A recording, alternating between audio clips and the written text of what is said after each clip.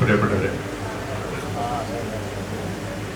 മുരളിയുടെ പിരിയലും സെന്റ് ഓഫും മുരളി ആദ്യം ജോലി എടുക്കാൻ വരുന്ന ദിവസവും എല്ലാം നല്ല പോലെ ഓർമ്മയിലുണ്ട്.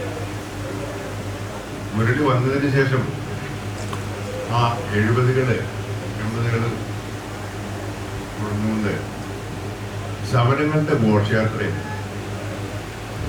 ആ സമരങ്ങളുടെ ആരുടെ സമരങ്ങളാണെന്നുണ്ടെങ്കിലും ഇടതുപക്ഷത്തിനോട് അനുഭാവമുള്ളവരുടേതാണെങ്കിൽ മുരളി അതിൻ്റെ ഉള്ളിൽ സജീവമായിട്ടുണ്ടാവും. മുരളി വളരെ ഊർജസ്വലനായിക്കൊണ്ട് നമ്മുടെ സംഘടനാ പ്രവർത്തനവും അതോടെ തന്നെ സാമൂഹ്യ സേവനവും നടത്തി വന്നിരുന്നു എന്നുള്ളത് നമുക്ക് എല്ലാവർക്കും അറിയുന്ന കാര്യമാണ്. മുരളി കുറച്ച് കേസുകൾ ഡിഫെൻഡ് ചെയ്യാനും പറ്റിയിട്ടുണ്ടെന്ന് എനിക്ക് തോന്നുന്നത്. ഒരു പ്രാവശ്യം അവിടെ PNDയുടെ ഒരു പ്രൊമോഷന്റെ പരീക്ഷ നടക്കുക.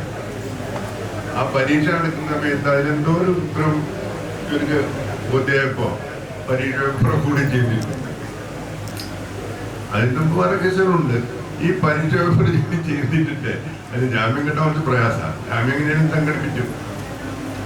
അത് കഴിഞ്ഞ് അതൊരു ഓണത്തിന്റെ തലേസാണ്.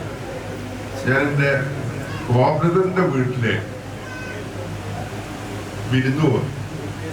അവിടെ ചെന്നപ്പോ ഈ നമ്മൾ ആർക്കെതിരായിട്ട് സമരം നടത്തിയോ ആ പോസ്റ്റ് സൂപ്രണ്ട് എന്റെ കോബ്രദറിന്റെ പോസ്റ്റ് സൂപ്രണ്ടാണ്. അദ്ദേഹം ഞാൻ ചെന്നിട്ടാന്ന് വിളിച്ചു വന്ന് നോക്കുമ്പോ ഞാൻ കാണുന്നത് ഈ കാഴ്ച കണ്ടുവിട്ടു. രസമായിട്ട് സംസാരിച്ചിട്ടുണ്ട്. അപ്പൊ എനിക്ക് കൂടുതൽ പറയാനില്ല. മുരളി വളരെ യുവാവാണ് ഇപ്പോഴും.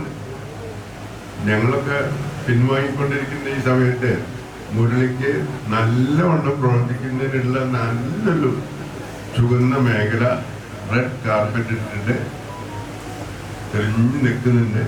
അവിടെ പ്രവേശിച്ച് എല്ലാ കാര്യങ്ങളും ചെയ്യുവാൻ കഴിയട്ടെ എന്ന് ആശംസിക്കുന്നു.